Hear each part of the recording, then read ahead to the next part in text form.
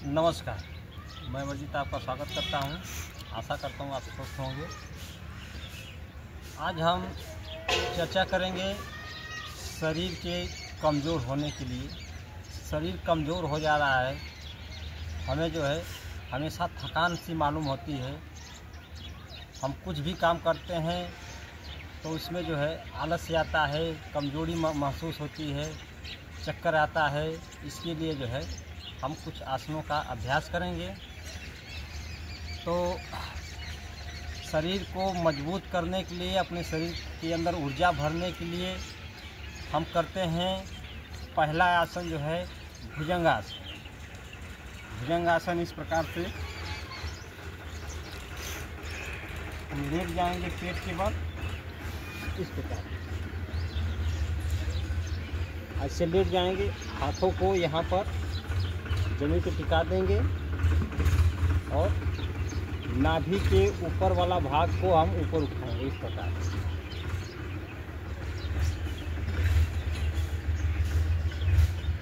ऐसे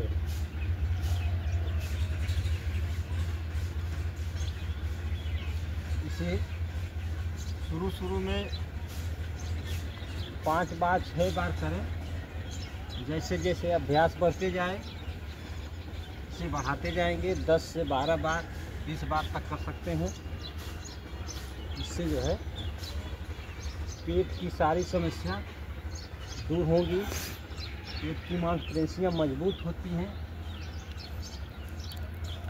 इस प्रकार से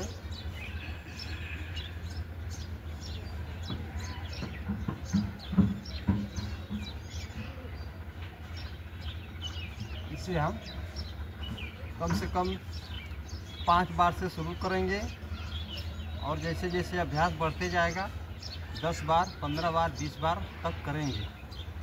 इस प्रकार से ऐसे कर लेंगे।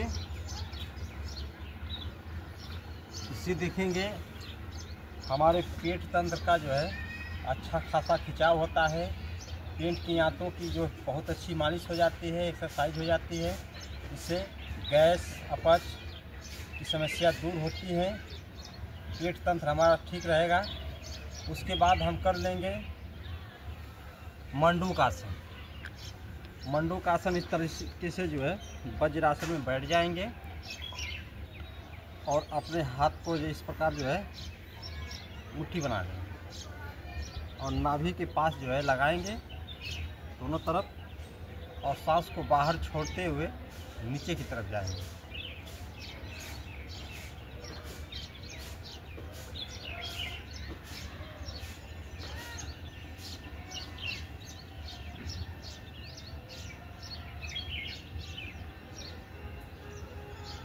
ऐसे ये पेट के लिए जो है बहुत ही अच्छा लाभदायक आसन है। इससे जो है हमारे अंदर जो गैस भरा है वो निकलकर बाहर आएगा। जो भी हम खाते पीते हैं फंसा हुआ है वो कचरा जो है धीरे धीरे रिलीज हो जाएगा। इसे जो है हम करेंगे तो हमारे पेट की जो मांसपेशियां हैं इस पर बहुत अच्छा खासा दबाव पड़ता है। इससे पेट तंत्र का जो है सारा सिस्टम ठीक होता है।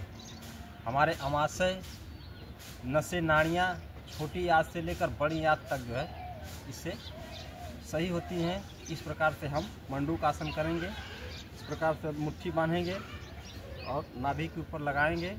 उसके बाद हम नीचे आएंगे और जब मंडूकासन लग जाए तो उसमें जो है मूल बंद यानी गुदा द्वार को खींच कर रखना है। इस प्रकार से सांस को बाहर छोड़ें और इस तरीके से पेट पे बहुत ही अच्छा दबाव जाता है।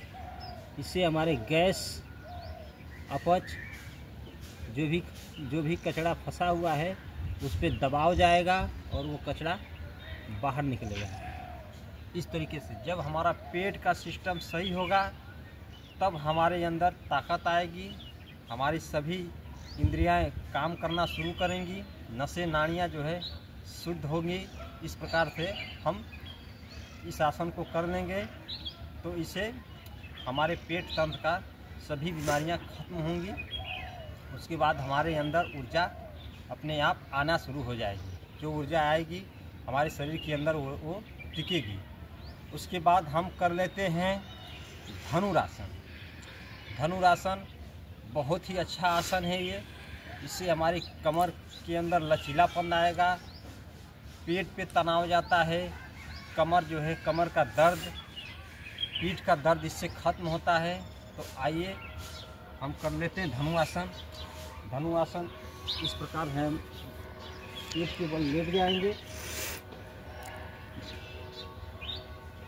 अब अपने हाथों को इस तरीके से पीछे करेंगे और पैर को मोड़ते हुए लाएंगे और अपने हाथों से इसे पकड़ लेंगे। अब एक साथ अपने पीछे का हिस्सा और आगे का हिस्सा उठाएंगे और पेट के बल सीधा रहेंगे। इस प्रकार गर्दन सीधी ऊपर होना चाहिए, आकाश की तरफ देखें और अच्छा खासा खिंचाव दोनों तरफ से हो जाता है। ये एक धनुष के समान बन जाता है। देखिए हमारे जंघें पिंडलियाँ पे खिंचाव आता है, हाथों पे खिंचाव आता है, पेट तंत्र पे बहुत ही अच्छा खिंचाव आता है, पिंडों पे खिंचाव आता है। इस प्रकार से हम धनुरासन करेंगे। इससे जो है हमारे अमाशय पेट पे, छाती पे, हाथों पे, जंघों पे, पिंडलियों पे अच्छा खासा खिंचाव आता है। इससे हमारे पूरी बॉडी का व्यायाम हो जाता है। इस प्रकार से हम धनुरासन करते हैं तो हमारे कमर के लिए बहुत ही लाभदायक है। पीठ का दर्द भी इससे ख़त्म होगा। इससे जो लोग धातु रोग के लोग शिकायत है, दांत वो निकल जाता है, इससे बहुत ही अच्छा उनको लाभ मिलने वाला है। जिनका सिद्ध पतन हो जाता है उनके लिए भी बहुत ही अच्छा लाभदायक है। उनके अंदर रुकावट आएगी, दिल में गढ़ापन आएगा, उनके लिए भी ये बहुत अच्छा है। हमारी ऊर्जा जो है शरीर के अंदर जाएगी, रुकेगी और हम ऊर्जावान बनेंगे। उसके बाद हम कर लेंगे कपालभाति। कपालभाति इससे हमारे नाड़ियों का शोधन हो जाता है, श्वासों का बहुत ही अच्छा इससे जो है शोधन हो जाता है। तो आइए जैसे चाहे बैठना चाहते हैं ऐसे बैठे कि चाहे किसी तरह से बैठ सकते हैं, इस प्रकार से बैठ सकते हैं। बैठने के बाद हाथों को इस तरीके से मुद्रा बना लेंगे और हाथ ऐसे ढीला रखेंगे। अब प्रयास करेंगे सांस को बाहर छोड़ेंगे, अपने आप सांस अंदर आ जाएगी। इस प्रकार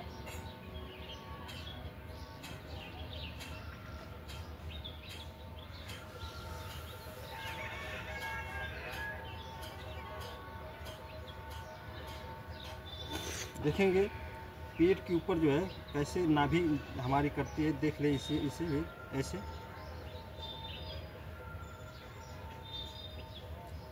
इस प्रकार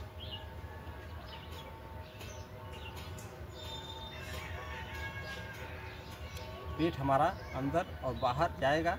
इससे जो है नाभि पे जो है ऐसे ऐसे जोर देना है। पहले तो श्वास पे जोर देंगे हम, श्वास को हमको बाहर छोड़ना है। इस प्रकार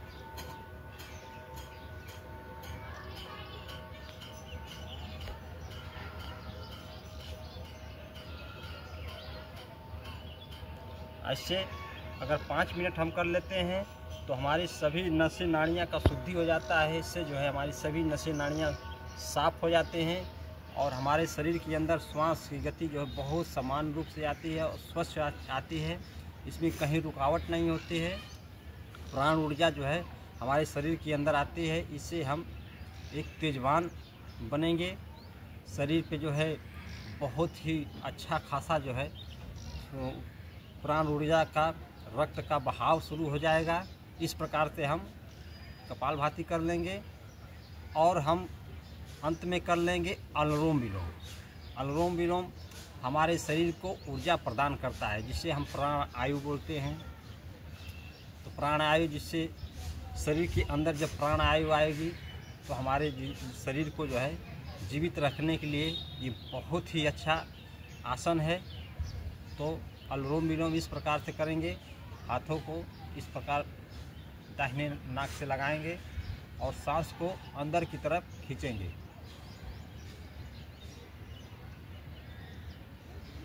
खींच लिए सांस को तो इस हथेली से दोनों नाक को इसे बंद कर लें।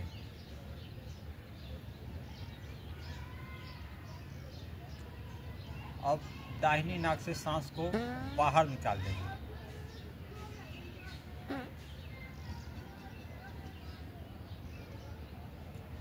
फिर बाएं नाक से हम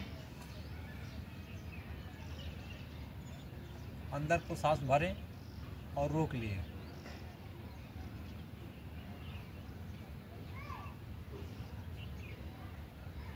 अब बाहर निकाल लें। इस प्रकार से हमें कम से कम इसे भी 2 मिनट, 3 मिनट, 4 मिनट, 5 मिनट तक इसे करें। रोज़ अभ्यास करें। अनुलोम विलोम बहुत ज़रूरी है, क्योंकि शरीर के अंदर हमें ऊर्जा प्रदान करने वाला ये बहुत ही अच्छा आसन है। इसे हम 5 मिनट तक करेंगे तो हमारे शरीर के अंदर रक्त का जो है बहाव तो होगा, ऊर्जाओं का बहाव भी बहुत अच्छा होगा। जो शरीर के अंदर ऊर्जा जाएगी तो पूरे जो है नस नाड़ियों में फैलेगी, क्योंकि श्वास जब हम लेते हैं तो इतना ही आता है, यहाँ से लेते हैं यहाँ तक आता है, ऊपर नीचे हो जाता है। और जब हम अनुलोम विलोम करते हैं, श्वास को जो गंभीर गहरी सांस को लेते हैं तो हमारे नाभि तक जाता है। नाभि तक जाता है तो सांस का काम यही है कि नाभि तक जाए, और जब नाभि के पास पहुंचता है तो नाभि जो है सारे नसों नाड़ियों को जो है सबको श्वास को बांट देता है, सबके अंदर जो है प्रवाहित करता है। इस प्रकार से हम श्वास को गहरा सांस लेंगे तो हमारे नाभि तक जाएगा, तो वो सभी जो है नसें नाड़ियाँ को प्रवाहित करेगी, सभी को देंगी। और उस तरीके से हम सांस लेते हैं तो इतना ही जाता है, फेफड़े तक जाता है, बस इतना ही आता जाता है। और पूरा रक्त जो है का बहाव अच्छी तरीके से नहीं होता है, ऊर्जाओं का बहाव इतना ही होता है।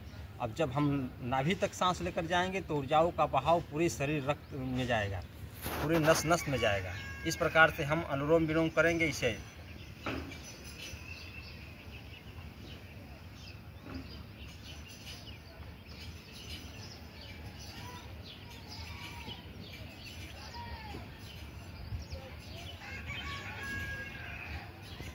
श्वास ऐसे ले, श्वास में कोई आवाज़ ना हो, बहुत तेज़ी से नहीं लेना, आराम आराम से खींचना है, आराम से छोड़ना भी है। सांस में कोई आवाज़ ना आए, ताकि बहुत तेज़ी से ऐसे इस तरीके से नहीं, आराम से।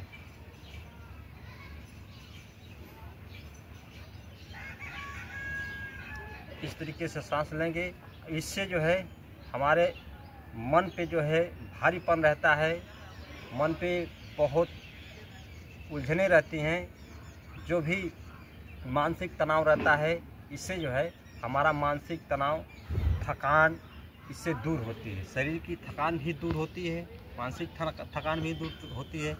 जैसे हम कभी कोई काम कर लेते हैं, ज़्यादा थकान हो जाती है, तो अनुलोम विलोम बैठकर कर लेते हैं तो हमारे शरीर की थकान दूर हो जाती है, मानसिक थकान दूर होती है।